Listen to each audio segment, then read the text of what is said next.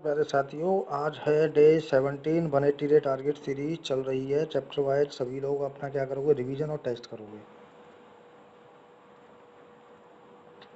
तो मैथ में सबसे पहले अपन क्या करोगे, चैप्टर वाइज कवर करोगे। नंबर सिस्टम के नेचुरल नंबर क्या होते हैं, प्राकृतिक संख्या पढ़ के आओगे।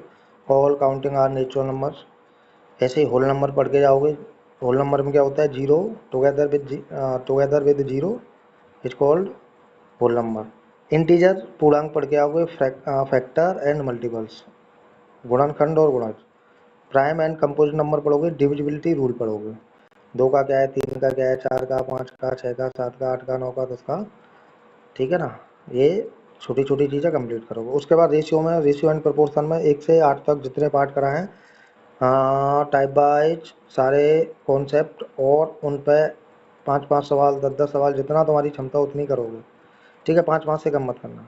पार्टनरशिप में बेसिक कॉन्सेप्ट उसका रिवीजन करोगे। इन्वेस्टमेंट पढ़ोगे। प्रॉफिट प्रॉफिट शेयरिंग रेशियो ये पढ़ोगे। टाइम बेसिस और कंबाइंड रेशियो ये पढ़ोगे।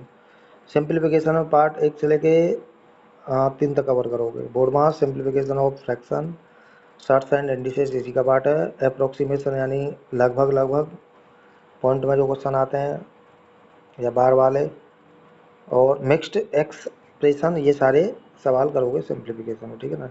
चैप्टर वाइज वेटेज देख लो भाई। नंबर सिस्टम के 2 थे 3 क्वेश्चन, यानी कि आराम से प्रैक्टिस हो जाएगी और तुम्हारा रिवीजन भी अच्छे से हो जाएगा। एक एक क्वेश्चन भी करोगे तो तुम्हारे कॉन्सेप्ट तो रिवाइज हो ही जाएंगे।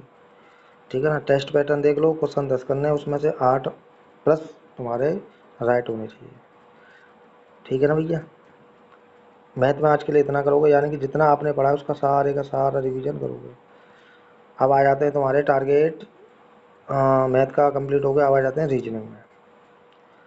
रीजनिंग में चैप्टर बाय टेस्ट करोगे, कोडिंग डिकोडिंग करोगे और क्लासिफिकेशन करोगे। कोडिंग डिकोडिंग में पार्ट 8 कराए, 8 के 8 करोगे। 12 दिन चलाया है भाई साहब चैप्टर।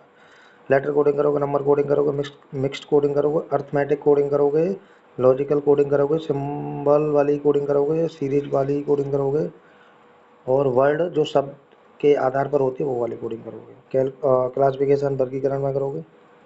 2 पार्ट कवर कराते हैं, based on similarity, odd one out करोगे, ग्रुप कैटेगरी करोगे, number, letter, word, missing based meaning based करोगे। जो तुम्हारे मान लो कि जिसके सेंस निकले उसके अकॉर्डिंग कॉन्सेप्ट बेस्ड करोगे, और पैटर्न बेस्ड अपना आराम से लॉजिकल क्लासिफिकेशन ये वाले पैटर्न करोगे complete. Type wise question revise करोगे तो तुम्हारी पकड़ अच्छे से बनी रहेगी और कॉन्सेप्ट तुम्हें रिवाइज रहेंगे। कॉन्सेप्ट क्लियर करोगे, प्रैक्टिस करोगे ज़्यादा से ज़्यादा। तो शॉर्ट ट्रिक का यूज़ करो, लेकिन ज़्यादा टाइम मत लेना कहीं शॉर्ट ट्रिक के चक्कर में तुम क्वेश्चन पर ज़्यादा टाइम ले रहा हो। टाइम मैनेजमेंट का ध्यान रखना है। एक्यूरेसी और स्पीड का अगर ध्यान रखोगे तो सिलेक्शन के नज़दीक पहुंच जाओगे। 70% तुम्हारा वेटेज आना चाहिए कैलकुलेशन सहित तुम्हारा।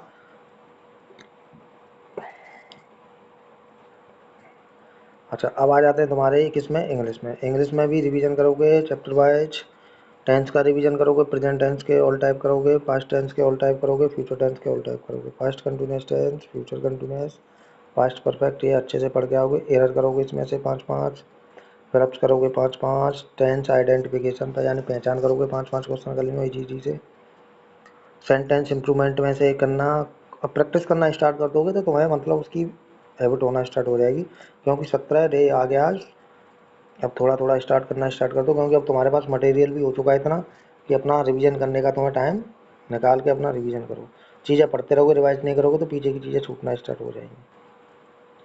और 1 वर्ड सब्स्टिट्यूशन, और भैया वोकैब में तुम्हें पता ही है, 5-5 एंटो, 5 सनो, 5 1 वर्ड, 5 ईडियम फ्रेज और 2-2 फ्रेजल वर्ब साथ में स्टार्ट कर देनी है, याद करना। पैराग्राफ रीड करोगे, रीडिंग में पैराग्राफ रीड करना स्टार्ट कर दो और अच्छे से प्रैक्टिस करते रहो। रिवीजन पहले दिन से लेकर एंड तक जरूर किया करो। 2 दिन रिवीजन का टाइम दे रहा हूँ। उसके बाद में आ जाते हैं अपना टारगेट सीरीज में। लास्ट बचती है अपना जीके जी है, चैप्टर बाय टेस्ट इसमें भी करोगे। बायोलॉजी चल रही है, सेल कंप्लीट हो गई, टिश्यू कंप्लीट हो गया, क्लासिफिकेशन चल रहा है, कॉन्सेप्ट इसके याद लर्न करोगे और उसके फिर चैप्टर वाइज टेस्ट करोगे। ठीक है ना।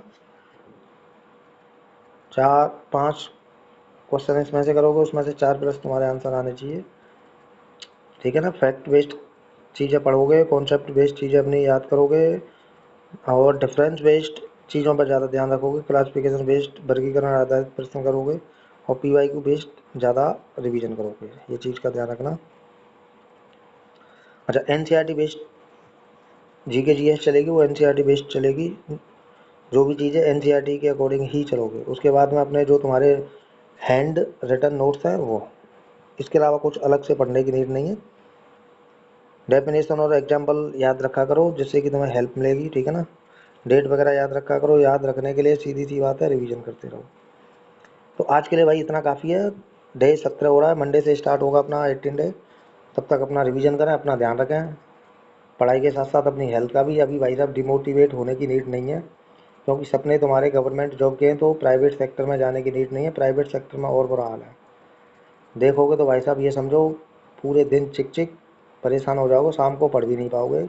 8 घंटे की कॉर्पोरेट जॉब लग जाएगी, लेकिन दिक्कत बहुत होने वाली है भाई साहब आने वाले टाइम में। AI और आ रही है, फ्यूचर सिक्योर कह नहीं सकते हो।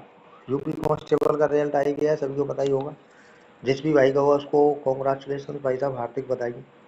और जिस भाई का नहीं हुआ है उसको भी मेरी तरफ से बहुत सारी शुभकामनाएं, क्योंकि उन्होंने अपनी सारी मेहनत और सारे भाई साहब होप सबको होती है, सब मेहनत करते हैं, कोई भी मतलब अपने आप से ब्लेम नहीं करेगा।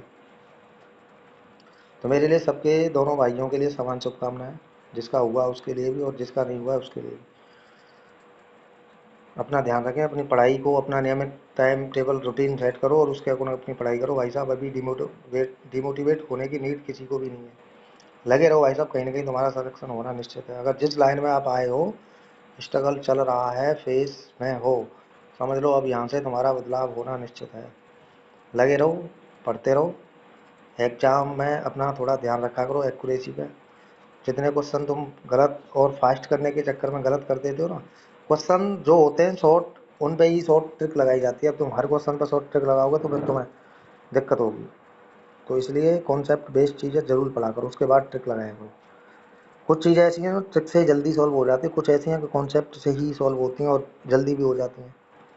तो गलत कोई चीज़ नहीं है कि भाई ट्रिक गलत है या कॉन्सेप्ट गलत है, दोनों चीज़ें समान है। जिस पर तुम्हारी पकड़ अच्छी है उसको वहाँ पे अप्लाई करो एग्जाम में। तुम्हें तो टाइम मैनेजमेंट करना है और क्वेश्चन अपना फोड़ना है, बस सिंपल है। वीडियो अच्छी लगी तो भाई लोग शेयर जरूर कर देना, और जितने भी भाई लोग हैं जुड़ जाओ, बस नैया पार हो जाएगी सब।